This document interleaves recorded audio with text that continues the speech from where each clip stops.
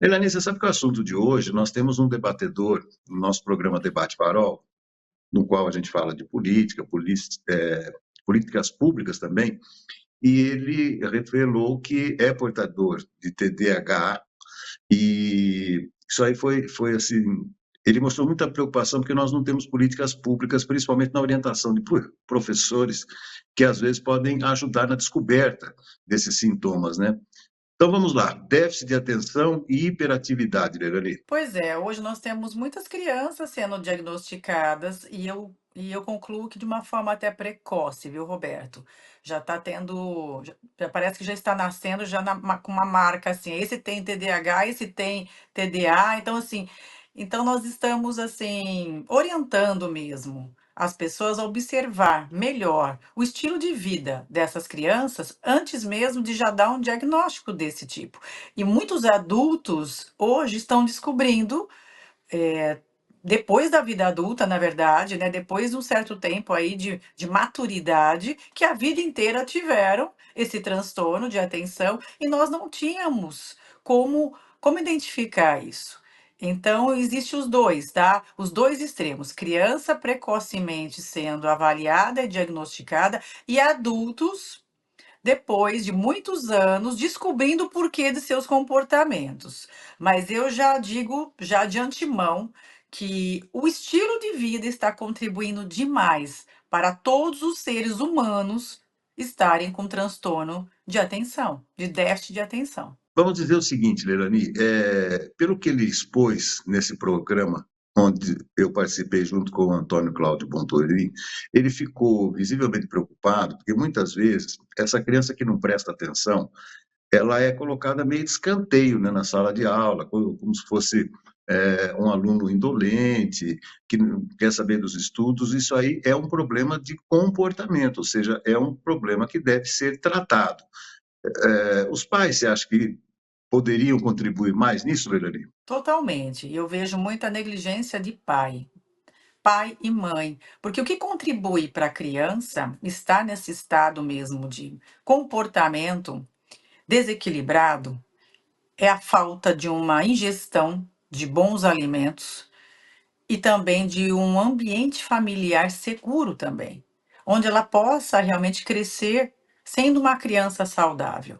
E o ambiente, às vezes, muito hostil, muitas brigas, muitas discussões, onde ela está ali o tempo todo já despertando nela o sistema simpático de luta e fuga, ela não está se sentindo segura, e também o acúmulo ali de alimentos diários, ultraprocessados, telas, computadores, celulares na mão do bebê, que não é nem criança, bebês estão sendo hiperestimulado nessa alta cognição e numa infância ali estimulada somente com esse tipo de brinquedo, onde a criança não sabe mais brincar, estimular essa brincadeira ao ar livre, que é muito importante para a criança. Então, esse ambiente onde ela está crescendo no seu primeiro setênio, 0 a 7 anos, está conturbado. E isso é totalmente responsabilidade dos pais.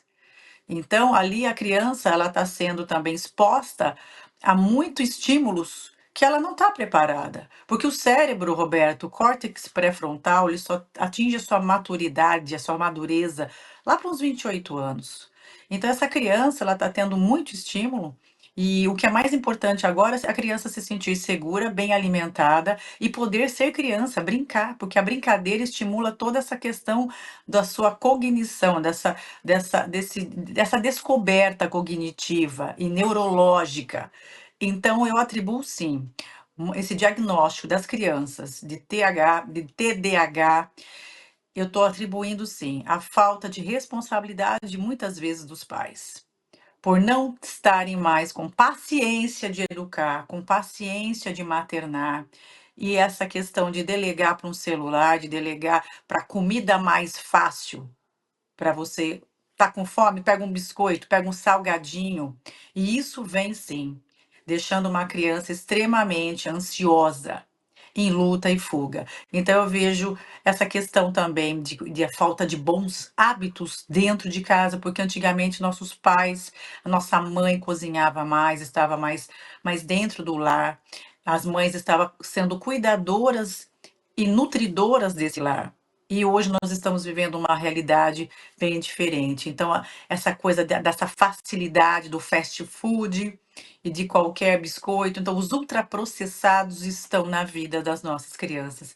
E isso vem, sim, contribuindo drasticamente para que esse diagnóstico seja cada dia mais evidente na vida das nossas crianças. Você sabe que eu ontem estava acompanhando o depoimento de uma treinadora física também. Todo domingo eu vejo, ouço, né? Melhor dizendo, os quadros que ela tem numa emissora de rádio. E se estuda tudo hoje em dia. Você sabe que ontem ela estava dizendo que descobertas recentes da ciência indicam que a gente deve consumir, por exemplo, legumes, folhas, verduras, etc., antes dos carboidratos, porque há uma sensação de saciedade melhor do estômago, portanto, você come um pouco menos, e aí a sua digestão, inclusive, é melhor. Comprovando que cada vez mais se estuda o tipo de alimentação que a gente deve consumir, né? Eu gosto muito da alimentação mediterrânea, mas eu também tenho hábitos e eu ensino os meus alunos a adquirir o hábito de primeira coisa é beber água, porque muitas vezes a sua fome também é falta de hidratação. Você precisa de água, primeira coisa, 200 ml, ali um copo bem cheio de água. Daí você prepara a tua salada. E a minha salada, esse dia eu postei minha salada, Roberto. É uma mega salada. Não é uma saladinha, uma folha de alface com uma rodelinha de tomate. É uma bacia. Eu mostrei a bacia. O que, que é comer salada? É uma bacia que ali eu tenho duas folhas de couve.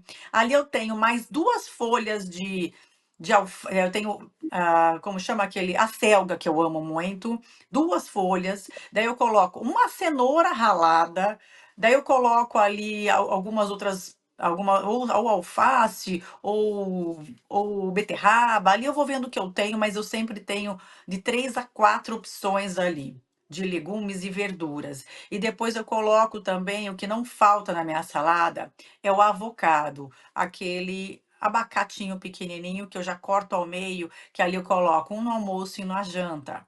Porque daí não estraga, porque ali eu consumo inteiro e não é aquela coisa do abacate maior que você guarda na geladeira, acaba apodrecendo e você não consome ele inteiro. Ali eu já tenho a minha porção e além dessas folhas, eu coloco a semente de girassol, a semente de abóbora. Isso aí é muito rico em magnésio. Então, isso aí já é a minha entrada, Roberto, após um copo de água. E depois eu vou comer a minha proteína, depois, por último, o carboidrato.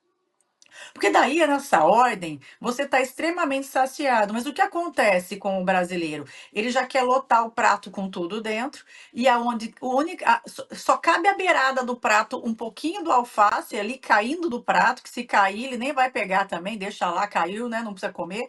Então, comece pela sua salada. E depois você já vai sentir essa saciedade mesmo. E depois você vai comer uma proteína que nós precisamos da proteína animal e vegetal, e depois você vai para o carboidrato, porque a porção dele tem que ser menor e você já vai estar mais saciada. Depois de uma bacia de salada, depois de uma proteína. Então você não vai se empanturrar de arroz, de feijão, de macarrão, né? Então, de batata, aquela coisa toda, que nós sabemos que precisamos do carboidrato, sim, é importante, mas a proporção dele não é maior do que a proteína diária, do que esses nutrientes de vegetais. E essa parte mais que a gente fala da fibra mesmo, que nós precisamos. Fibra, frutas, folhas, vegetais, enfim. Então, se você tiver essa rotina, Roberto, você vai mudar totalmente a sua disposição energética, o seu funcionamento do intestino. Você vai perceber mudanças em todo o seu comportamento energético, fisiológico, mental, porque você adquiriu uma rotina diferente alimentar também. Perfeito. Você sabe que criança não é muito chegada, né? Com verduras, legumes, essas coisas, mas você sabe que a minha mãe tinha uma técnica para nos fazer comer legumes, principalmente, né? Ela dizia assim, falei, mãe, mas tem que comer brócolis? Ah, mas o brócolis faz bem para tal coisa.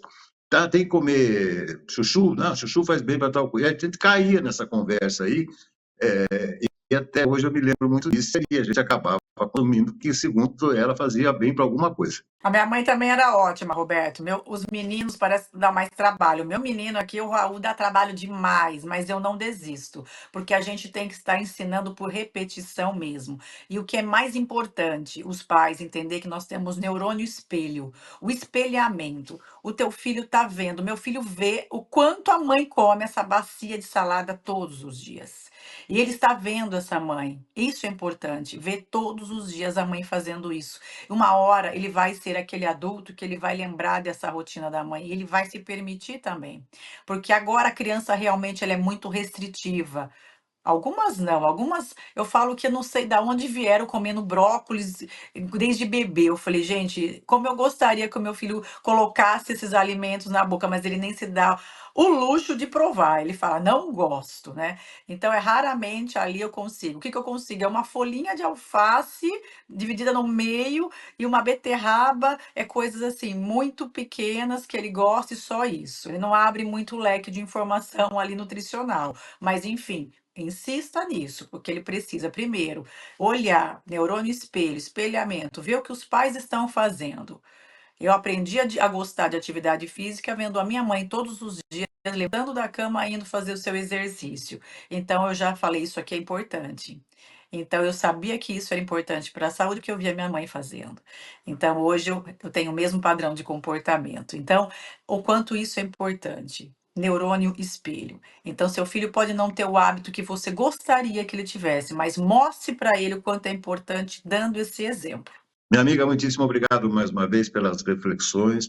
Vamos ficar todos mais atentos com que apresente sintomas, então, de déficit de atenção, de hiperatividade e, sempre que necessário, claro, a ajuda de um profissional da área médica. Muitíssimo obrigado mais uma vez, Dani. Uma ótima semana. Até a próxima. Até a próxima. Quarta-feira estamos de volta.